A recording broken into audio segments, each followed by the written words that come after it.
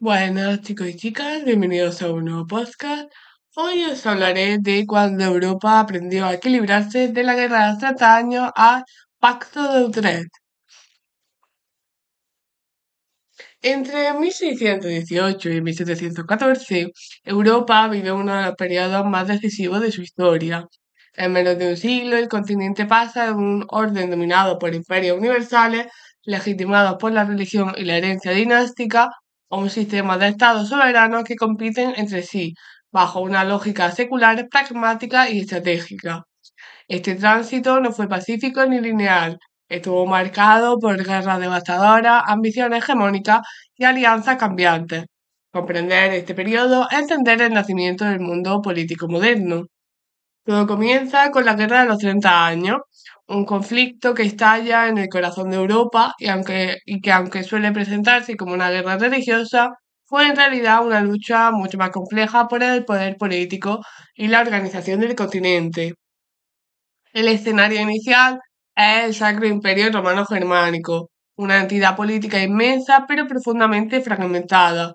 El emperador pertenece a la Casa de Habsburgo, tenía una autoridad limitada sobre centenares de principados, ciudades libres y territorios eclesiásticos que actuaban con gran autonomía.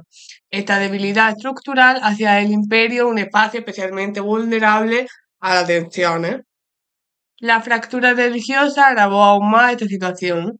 Desde la Reforma Protestante, Europa Central vivía en un equilibrio precario entre católicos y protestantes.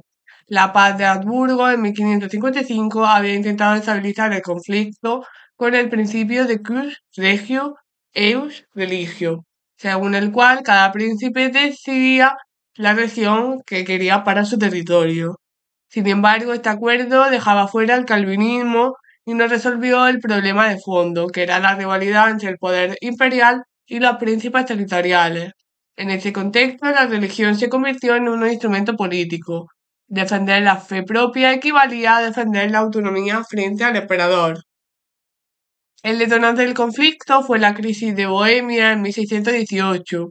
La elección de Fernando II, un Habsburgo decidido a reforzar el catolicismo y la autoridad imperial, provocó una revuelta de la nobleza protestante bohemia. La famosa defenestración de Praga simboliza este estallido. Representantes imperiales fueron arrojados por una ventana del castillo, dando inicio a una guerra que pronto superó los límites locales. Cuando los rebeldes ofrecieron la corona a Bohemia a Federico V del Palatinado, el conflicto se internacionalizó. A partir de ahí, la guerra se transforma en un enfrentamiento paneuropeo.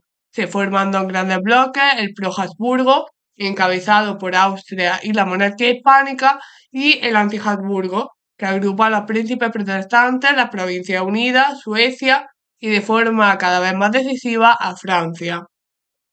Resulta especialmente revelador que Francia, siendo una potencia católica, apoya a los protestantes. Esto demuestra que a partir de este momento la razón de Estado empieza a imponerse sobre la solidaridad religiosa. El conflicto atraviesa varias fases, primero Bohemia y Palatina, luego danesa y más tarde sueca y finalmente francesa. Cada etapa amplía la escala del enfrentamiento y su grado de destrucción. Especialmente devastadora fue la guerra en territorio alemán, donde hubo saqueos, hambrunas y epidemias que causaron una catástrofe demográfica sin precedentes. La guerra ya no era solo una cuestión de ejércitos, sino un fenómeno total que afectaba a la población civil. El final llega en 1648 con la Paz de Westfalia, un conjunto de tratados que no solo ponen fin a la guerra, sino que transforman radicalmente el sistema político europeo. Westfalia consagra el principio de soberanía estatal, que era que cada estado tiene derecho a gobernar su asunto interno sin interferencia externa. Se reconoce oficialmente el calvinismo y se refuerza la autonomía de los estados del imperio, que pueden firmar tratados y alianzas por su cuenta. El emperador conserva su título, pero pierde la capacidad real de imponer una autoridad central. Westfalia supone en la práctica el fracaso del ideal de un imperio cristiano universal. A partir de ahora, Europa será un sistema de estados independientes que compiten entre sí. Francia y Suecia emergen como grandes vencedores, mientras que la monarquía hispánica inicia un lento declive. Se sientan así las bases del derecho internacional moderno y de una diplomacia basada en el equilibrio y la negociación. Tras Westfalia, el centro de gravedad europeo se desplaza hacia Francia. Con el reinado de Luis XIV, el absolutismo alcanza su máxima expresión. La experiencia traumática de la revuelta interna de la Fronda durante su infancia convenció al monarca de que el poder debía concentrarse en 5 ascensiones. El rey se presenta como encarnación del Estado y esta idea se materializa en el Palacio de Versalles, un símbolo tanto de grandeza como de control político. Allí la nobleza es atraída y neutralizada, alejada de sus bases de poder provinciales. El absolutismo francés se apoya también en una sólida política económica, el mercantilismo, impulsada por Colbert. El Estado interviene activamente en la economía, fomenta la industria, protege el comercio y busca acumular riqueza para sostener un ejército permanente.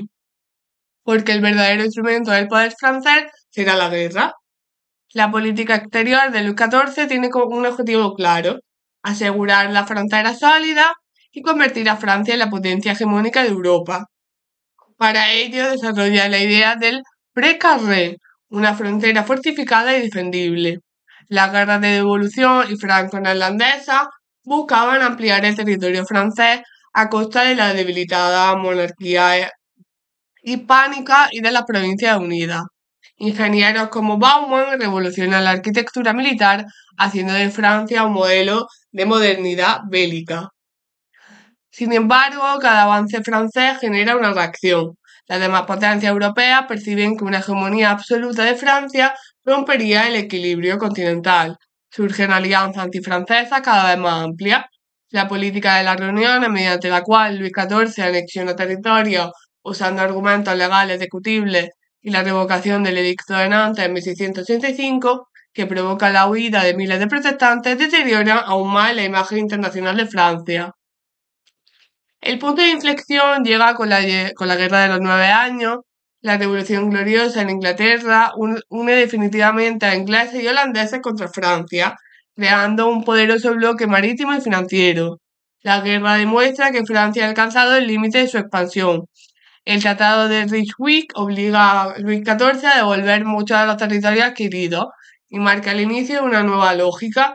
Ninguna potencia puede imponerse sin provocar una coalición en su contra. Esta lógica se consolidará definitivamente con la Guerra de Sucesión Española. A la muerte de Carlos II sin heredero, se plantea el riesgo de una unión entre Francia y España bajo los Borbones, o alternativamente la restauración de un gran imperio Habsburgo. Ninguna de las dos opciones es aceptable para el resto de potencias. La guerra es larga y compleja, con frentes en toda Europa y una dimensión de guerra civil en la península ibérica. El giro decisivo se produce cuando el archiduque Carlos se convierte en emperador en 1711. A partir de ese momento, sus aliados temen una hegemonía austriaca que una borbónica. La paz se impone por el pragmatismo, no por ideales. Los tratados de Utrecht, Rastatt y Baden sellan el nuevo orden europeo. Se prohíbe la unión de las dos coronas francesa y española. España pierde su territorio europeo y se transforma en una potencia de segundo orden, mientras que Gran Bretaña emerge como la gran vencedora, dominando el comercio y los mares. El equilibrio de poder se convierte en el principal rector de las relaciones internacionales. En conclusión, entre 1618 y 1614, Europa abandona definitivamente el mundo medieval y entra en la modernidad política. La religión deja de ser el eje central de la diplomacia, sustituida por el interés del Estado. La soberanía, el equilibrio y la competencia económica se imponen como normas del sistema internacional. Es un mundo más racional, pero también más frío, donde la paz no es la ausencia de guerra, sino el resultado siempre inestable de fuerzas contrapuestas. Un mundo en muchos aspectos sorprendentemente parecido al nuestro. Y hasta aquí llega el podcast de hoy. Espero que os haya gustado y nos vemos en el siguiente. Chao.